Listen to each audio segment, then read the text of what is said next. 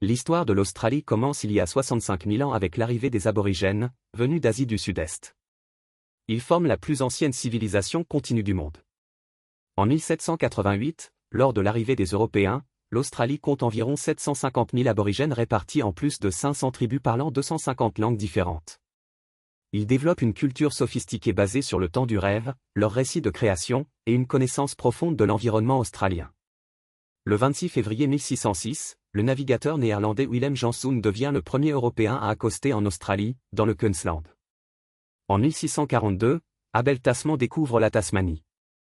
Le 29 avril 1770, le capitaine britannique James Cook débarque à Botany Bay en Nouvelle-Galles du Sud.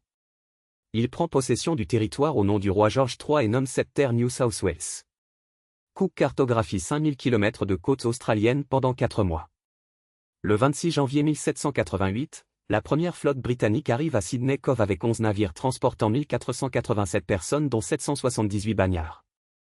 Le capitaine Arthur Phillip fonde la colonie pénitentiaire de Nouvelle-Galles du Sud.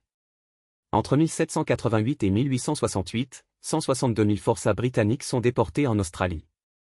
Les conditions sont terribles, travaux forcés, punitions sévères et conflits violents avec les aborigènes. En 1851, la découverte d'or provoque une ruée qui attire 600 000 migrants en 10 ans. Le 1er janvier 1901, les 6 colonies britanniques s'unissent pour former le Commonwealth d'Australie. Melbourne devient la capitale temporaire avec 3,8 millions d'habitants au total.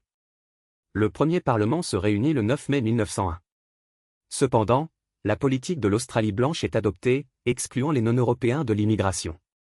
Cette politique raciste durera jusqu'en 1973. Les aborigènes ne peuvent voter qu'à partir de 1962 et ne sont comptés dans le recensement qu'en 1967. Durant la Première Guerre mondiale, 416 000 Australiens s'engagent dont 60 000 meurent. Le 25 avril 1915, les Anzacs, forces australiennes et néo-zélandaises, débarquent à Gallipoli en Turquie dans une bataille désastreuse. Cette date devient l'Anzac Day, jour férié national. Durant la Seconde Guerre mondiale, 1 million d'Australiens combattent. En 1942, Darwin subit 64 raids aériens japonais faisant 243 morts. L'Australie accueille 170 000 réfugiés européens après 1945. En 1973, l'Australie abandonne la politique de l'Australie blanche et devient multiculturelle. En 1986, l'Australia Act coupe les derniers liens constitutionnels avec la Grande-Bretagne. Sydney accueille les Jeux Olympiques de 2000 avec 10 651 athlètes. Aujourd'hui, l'Australie compte 26,6 millions d'habitants dont 30% sont nés à l'étranger. C'est la 13e économie mondiale avec un PIB de 1 700 milliards de dollars.